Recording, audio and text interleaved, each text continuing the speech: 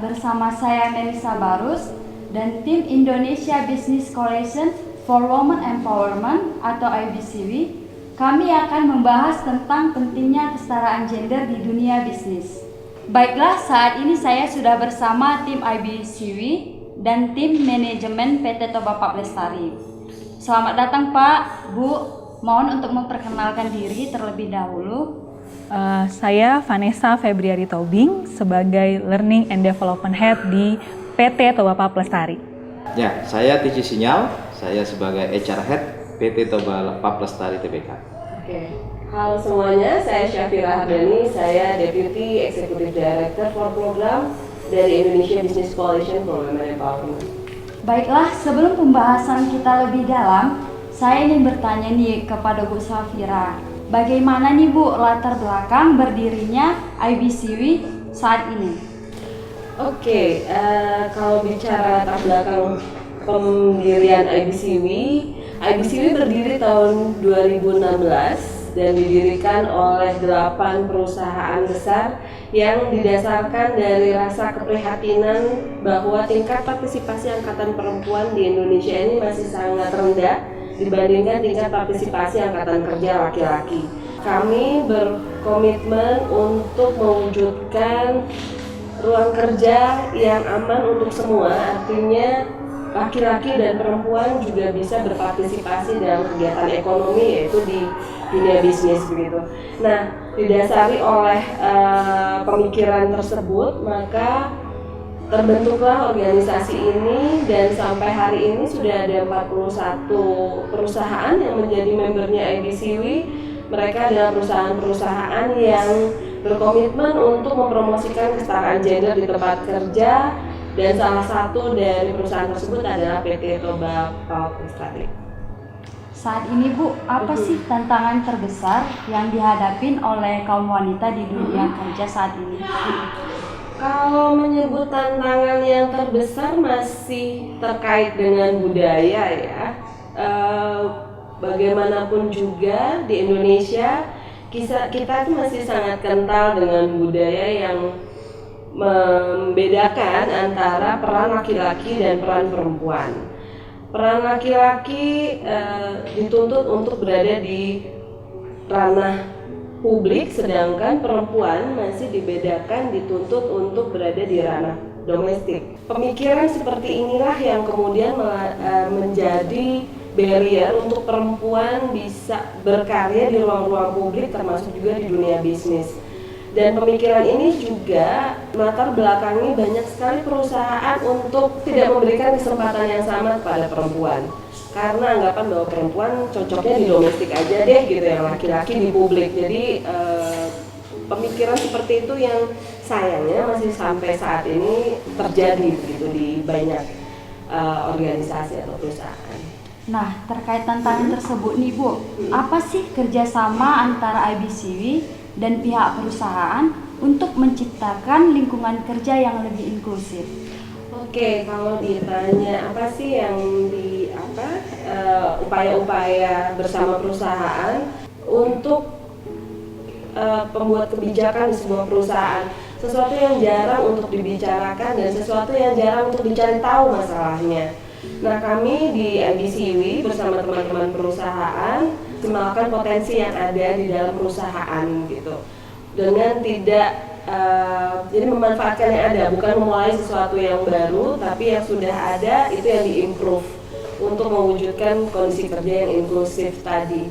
Karena kami yakin sebetulnya setiap perusahaan itu banyak talent-talent yang potensial dan memaksimalkan potensi yang mereka punya. Wah, suatu kebijakan yang luar biasa ya Bu. Lumayan effortnya harus banyak ya. Jadi ini butuh energi bersama, tidak hanya manajemen, tapi juga energi untuk mempersiapkan ekosistem di dalam perusahaan itu harus dari semua. Lalu apa nih Bu perbedaan antara perusahaan yang sudah menerapkan kesetaraan gender dan perusahaan yang belum menerapkan kesetaraan gender? Kayaknya lebih bahagia lebih bahagia dan lebih produktif karena gini, sebetulnya sudah banyak jurnal-jurnal yang menunjukkan peningkatan produktivitas dan juga peningkatan ROI bahkan gitu ya, return of investment di perusahaan yang memperhatikan kesetaraan gender. Kenapa? Kalau bicara inklusivitas tadi misalnya, kita tidak terlepas dari diversity. Kita bisa bayangkan kalau satu perusahaan misalnya satu organisasi isinya itu seragam, kayak laki-laki semua gitu ya. Laki-laki dan perempuan itu punya pengalaman yang berbeda, dibesarkan dengan cara berbeda, ekspektasinya berbeda, skillnya berbeda.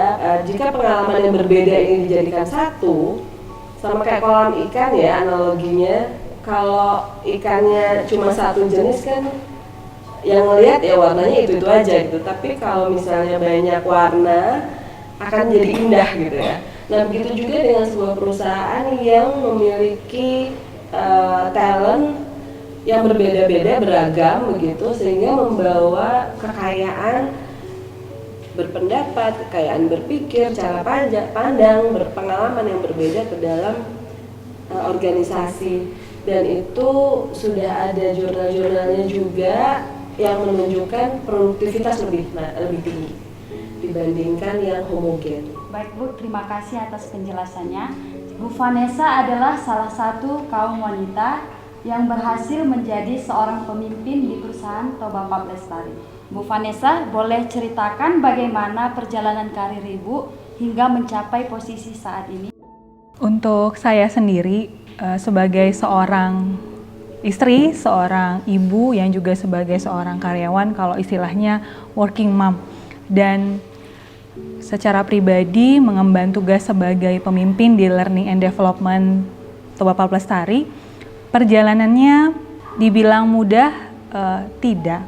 Mungkin kalau sebagian orang menganggap perjalanan itu saya cukup lama mendakinya, tapi bagi saya dengan waktu yang harus saya habiskan untuk mengurus rumah tangga dan juga bekerja secara profesional, ini maksimal yang bisa saya dapatkan.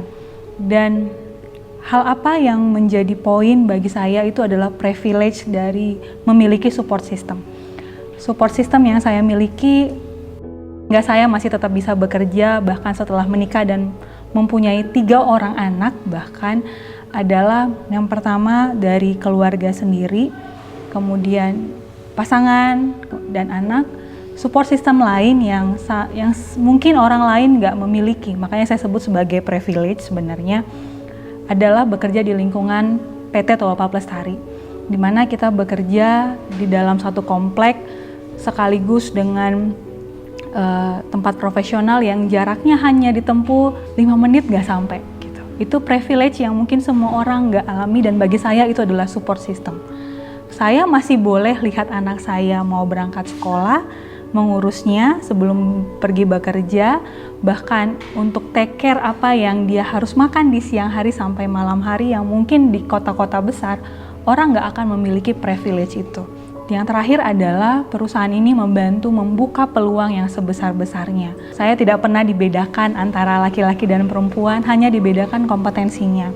Sepanjang saya berkarir, saya belum pernah dapat support system yang begini besar, yang dapat dari keluarga, dari lingkungan kerja, bahkan dari atasan sendiri dan tim sendiri. Jadi perjalanan ini membantu saya untuk bisa menampaki karir hingga saat ini. Hambatan terbesar apa aja yang pernah Ibu alamin untuk mencapai seorang pemimpin?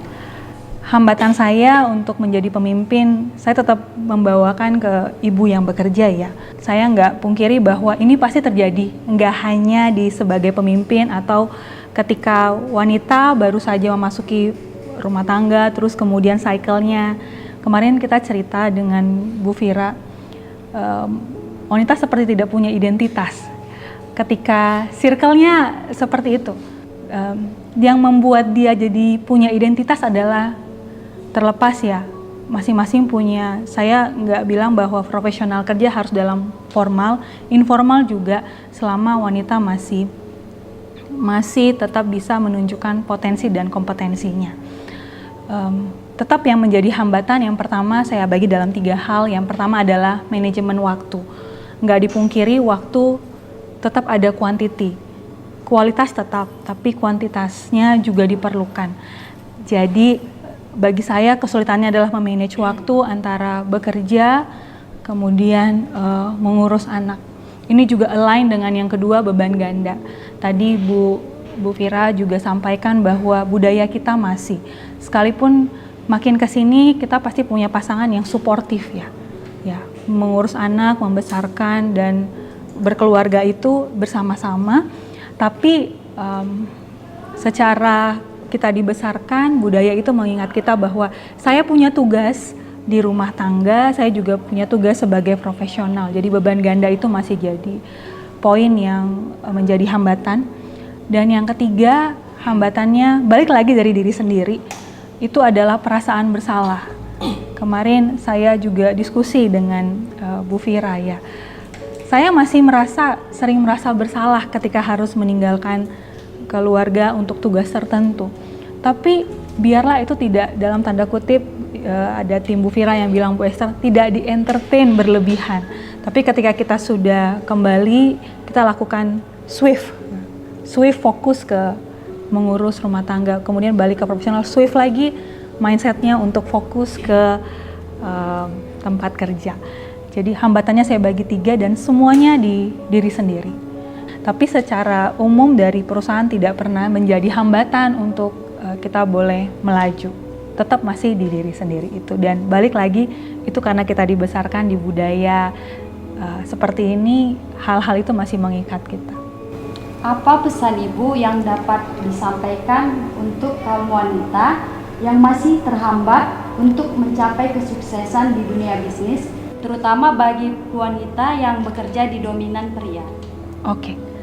Yang pertama, bagi saya makna bekerja itu bukan yang tadi ya, bukan profesional. Jadi gak hanya profesional, apapun itu selama mengupayakan mindsetnya adalah aktualisasi dirinya. Jadi potensinya tetap digali. Pesan saya adalah yang pertama, gali apa yang bisa kita kembangkan untuk diri kita.